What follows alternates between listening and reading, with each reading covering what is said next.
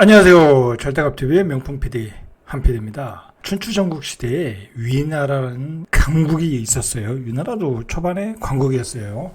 자, 이 위나라는 특징이 뭐냐면 인재들이 많았어요.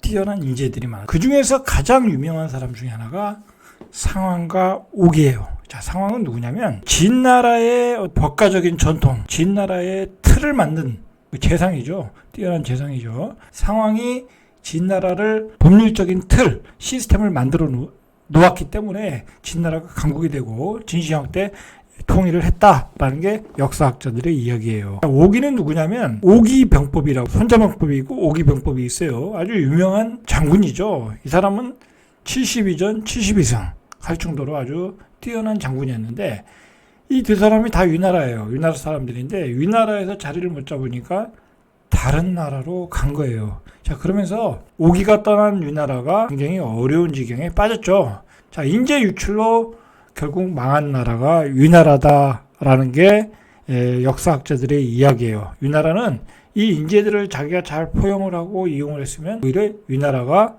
전국을 통일했다 라고 이야기를 해요. 자, 부동산 유튜브에서 웬 뜬금없이 춘추전국 시대에 인재 타령이냐라고 이야기하는데, 제가 항상 이야기하는데 인재들이 이 나라에서 빠져나가면 대한민국은 발전할 수가 없는 거예요. 근데 지금의 인재들은 누구예요? 말 그대로 과학자 그리고 전문가들, 각 분야의 전문가들이에요. 자, 그런 전문가들이 다 빠져나가고 있다라는 게 대한민국의 현실이다.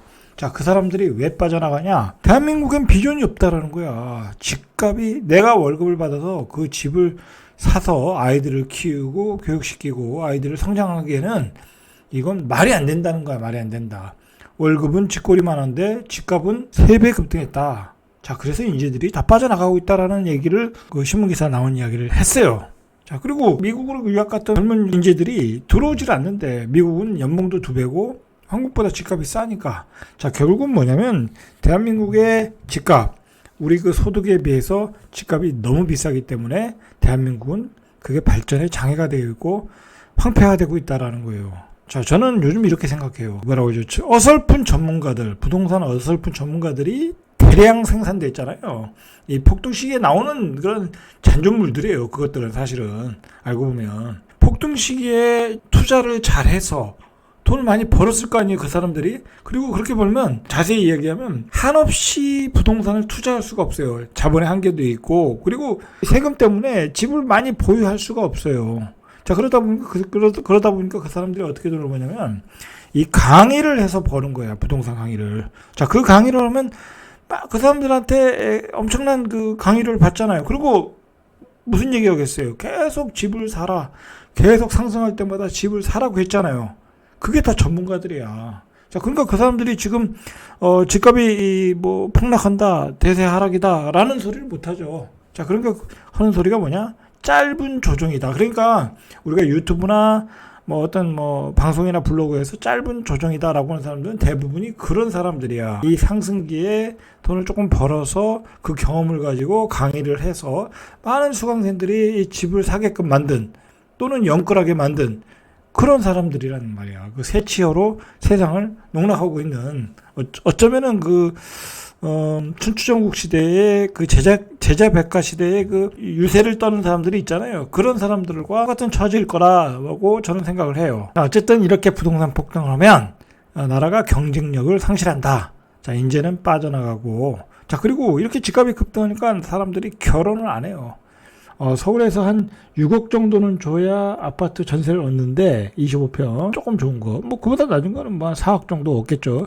자, 근데 4억이나 6억이나 그 젊은 신혼부부가 그 돈을 어디서 구하겠냐고.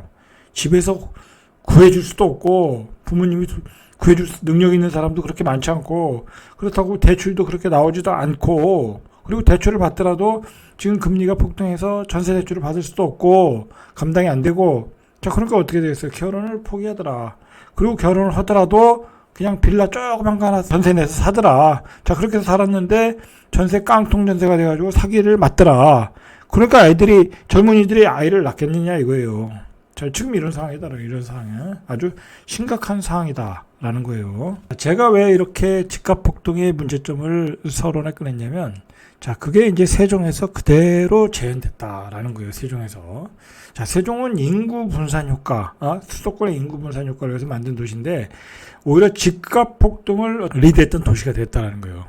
자, 근데 이제 최근에 세종시의 집값이 폭락을 했잖아요. 이게 폭락을 했는데 2019년이나 2020년 초반, 중반 가격으로 떨어지고 있어요. 자, 떨어지고 있는데, 자, 세종의 아파트값 폭등은 또 이게 뭐가 문제였냐면, 지나고 보니까 이 세종 발전의 큰 장애물이야. 왜냐면 세종에는 많은 공공기관, 많은 기업들, 뭐 그것들이 공장들, 뭐 그런 것들이 계속 내려와 줘야 되거든요. 그래야 이게 수도로서 중부권의 핵심 도시로서 발전을 해야 어떤 지역 균형 발전에 기여를 할 수가 있는 건데, 중요한 거는 세종의 아파트 가격이 폭등했죠. 아파트라는 건 주거 해야 되는 집이잖아요. 그러니까 당연히 아파트 가격이 폭등하니까 내려올 수가 없는 거야. 사람들이 내려올 수도 없고. 자, 그리고 두 번째로는 땅값이 폭등하니까 공장을 지어야 되는데, 이건 너무 비싼 거야, 땅값이. 그러면 공장을 지을 수가 없잖아요. 그죠? 공장이라는 거는 우리가 이제 이런 서울을 떠나, 수도권을 떠나, 이런 충청도, 뭐 이런 쪽으로 밑으로 내려오는 거는 왜냐면 땅값이 싸서 그 싼 땅값에 시설을 지어서 기업을 하고자 하는 사람들이 내려오는 거잖아요. 근데 이렇게 땅값이 뭐 거의 경기도, 수도권과 거의 비슷한 가격이면 기업들이 내려올 일이 없죠. 세종으로 굳이 내려올 일이 없다.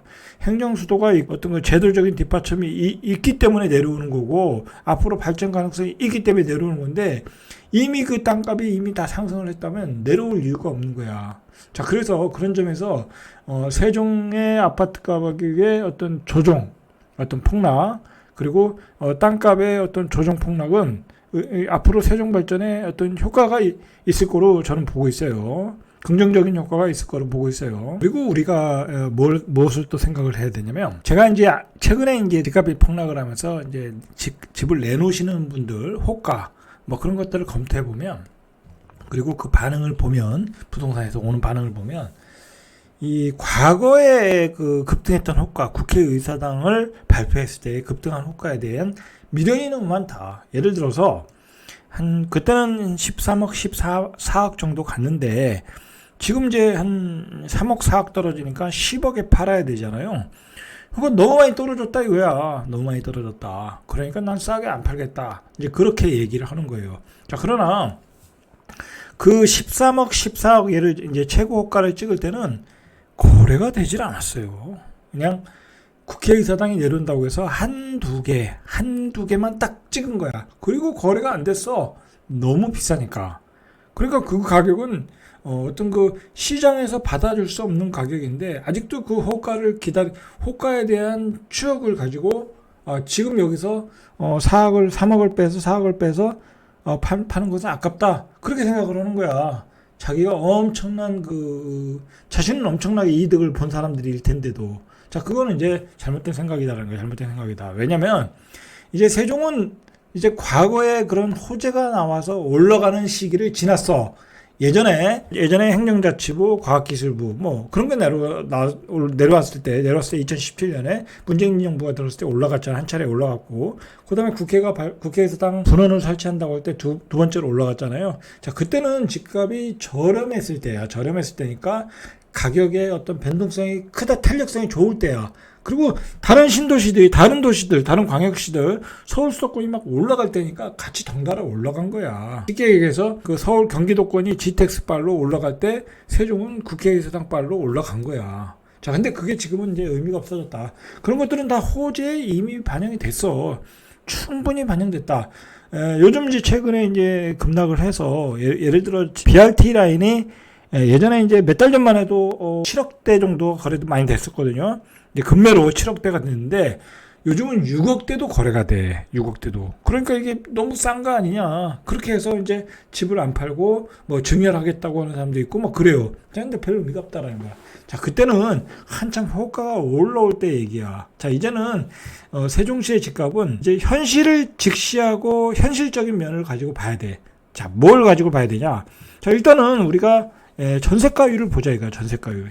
자, 세종의 전세가율은 아주 낮은 지역은 30%, 그리고 조금 좋은 지역은 50%도 안 돼. 45%. 30에서 45%밖에 안 돼. 자, 그러면, 자, 근데 앞으로 전세가율이 좋아지겠냐, 이거야. 자, 전세가율이 좋아지려면 많은 전세입자들이 유입이 돼야 돼. 그동안 세종의 전세입자들은 대부분이 대전에서 유입이 됐어요. 대전, 청주. 자, 그런 지역에서 유입됐는데, 자, 지금은 대전도 전세 가격이 싸졌어. 청주도 전세 가격이 싸졌어. 왜냐면 거기도 공급 물량이 많아졌으니까. 전세 가격이 싸졌는데 굳이 이 복잡한 교통을 이용해서 세종에서 대전에 출퇴근할 사람이 없어졌다 이거야. 그래서 세종의 전세 가격이 계속해서 떨어지는 거야. 요즘 세종의 입주 물량이 그렇게 많지 않거든요. 작년, 재작년에 비해서는 반도 안 되고 내년 되면 반의 반도 안 돼. 그런데 전세가율이 이상하게 반등이 안 된다. 자, 그건 금리 폭등의 원인도 있지만 이제 대전에서 유입되는 인구가 없다. 그렇다고 세종 자체적으로 많이 유입되는 사람 일자리가 있느냐?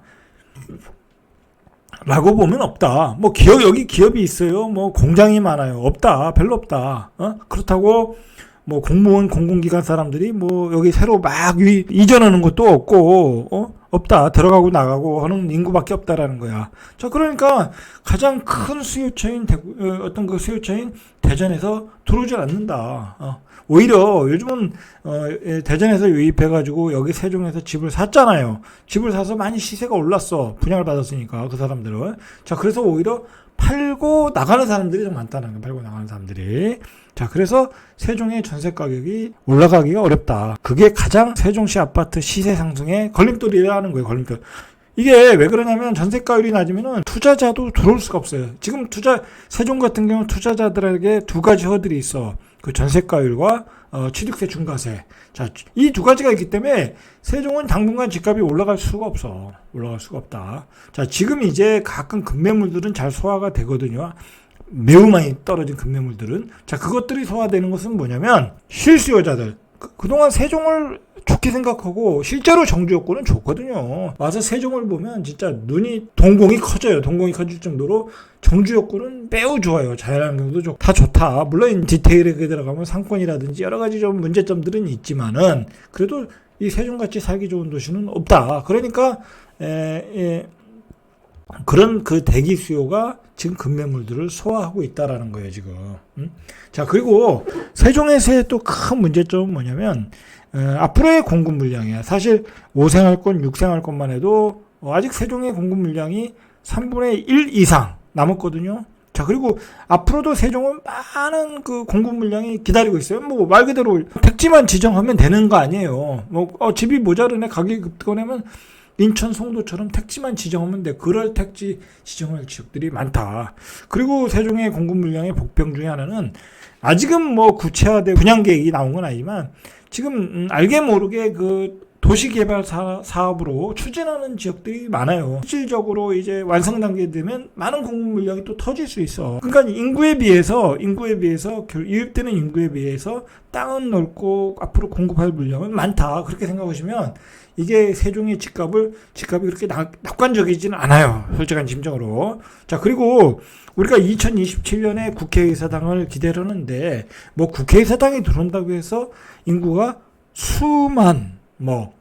그렇게 수만이 들어오는 거 아니잖아요. 그죠? 뭐 일자리가 뭐 한 5천 개 정도라고 하면 5천 명 정도가 들어오는 거야. 5천 명 정도. 물론 이제 국회가 들어오면서 다른 그 부수 협력기관, 뭐 다른 공공기관들이 들어오겠죠. 어떤 효과는 있지만 그게 이미 호재에다 반영이 됐다라는 거야. 그러니까 이제는 세종 집값을 우리가 예상하고 우리가 어떤 매매 시점을 잡을 때는 어떤 실질적으로 생각해야 된다. 가격에 대한 예상을. 예를 들어서 가령 세종은 지금 인구에 비해서 그리고 앞으로의 호재에 비해서 어느 도시의 어떤 가격 수준에 맞출 것인가, 그 기준을 잡아야 되는 거야.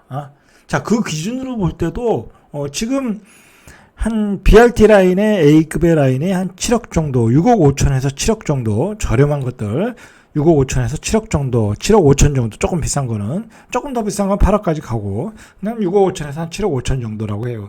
자, 그 정도면 다른 광역시에서도 절대 가격이 싼 편이 아니에요. 싼 편이 아니다.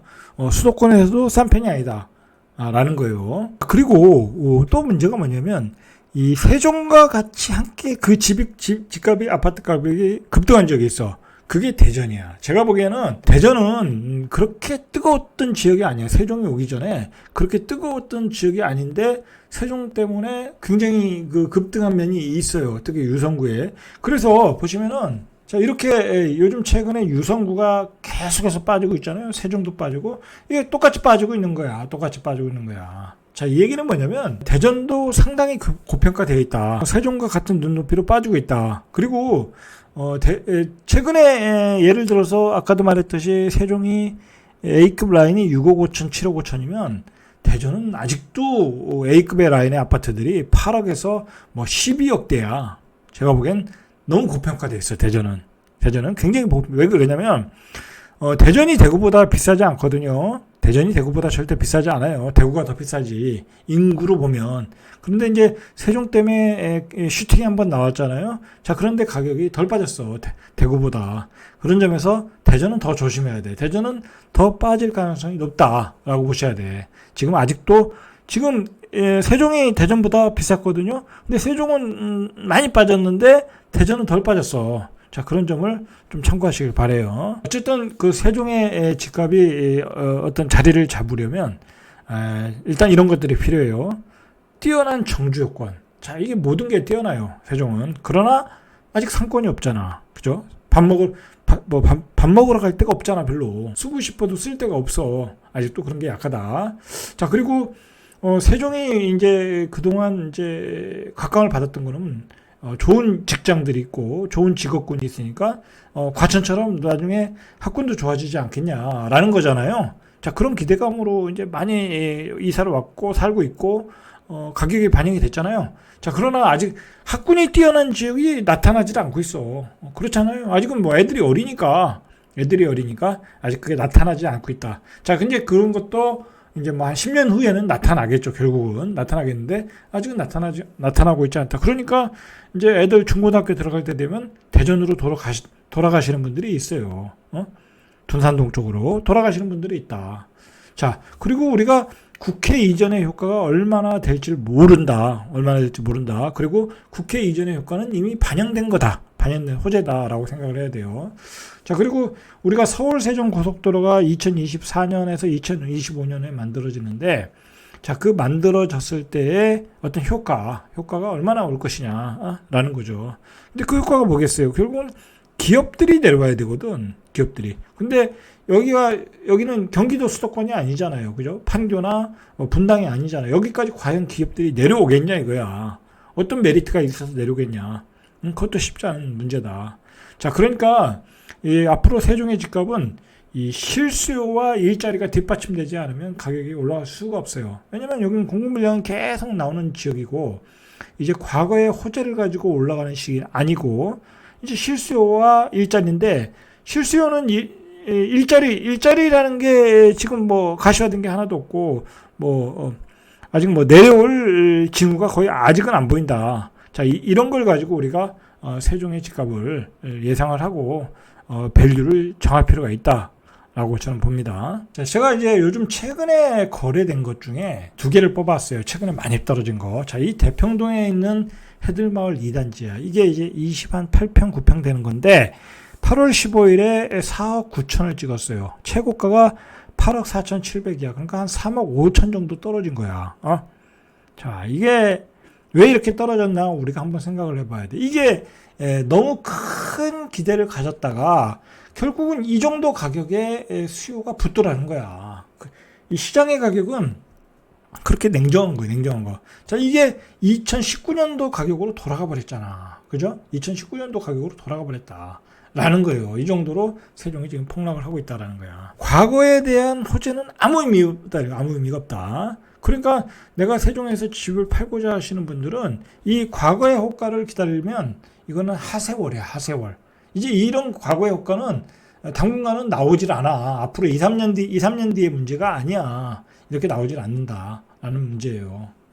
실질적으로 이런 가격이 이제 다시 올라가려고 하면 실수요가 뒷받침돼야 되고 일자리들이 뒷받침돼야지 이런 가격이 회복이 되는 거야. 자, 그렇게 보셔야 돼요. 이제 그렇다고 뭐 세종에 특별히 뭐 호재가 나올 게 없잖아요. 호재가 다른 옮겨올 부서도 없잖아요. 뭐 법무부라든지 여성가족부 뭐 그런 거 외에는 없잖아. 그죠? 그런 것도 뭐 그렇게 몇 명이나 내려오겠냐고 그게. 자, 이것도 하나 보시죠. 이것도 이게 최근에 많이 빠진 아파트인데, 자, 이게 최고가가 11억, 제가 알기로는 11억 조금 넘게 찍었던 걸로 아는데 최저가가 6억 5천 찍었어. 이게 다정동 가운마을 4단지. 자, 이게 그러면 얼마 떨어졌어요? 3억 5천에 거의 4억 정도 떨어진 거야. 이게 시장에 꽤 충격적인 그 거래였어요. 이게 거래였어요. 근데 지금 보세요. 계속 이 가격을 찍고 있잖아. 6억 5천, 6억 7천. 자, 그러니까 이게 가격이 된 거야. 평균의 가격. 자, 그러면 84 기준으로 이 가격이, 이 가격대의 아파트와 가격대와 다른 도시 비교해보면 되겠죠. 대구 같은 지역이 이 정도 가격이잖아요, 지금. 그죠? 지금 대구와 세종과는 비슷한 가격을 형성하고 있다라는 거예요. 자, 그러면 예를 들어서 이제 이런 아파트도 뭐 세종시에서는 조금 좋은 아파트급인데, 아주 좋은 아파트급은 아니고 좋은 아파트급인데, 그러면 대전에서 이 정도의 아파트가 얼마냐? 지금 대전에서 8억에서 9억에 나와. 그래서 제가 대전은 고평가됐다고 이야기하는 거야.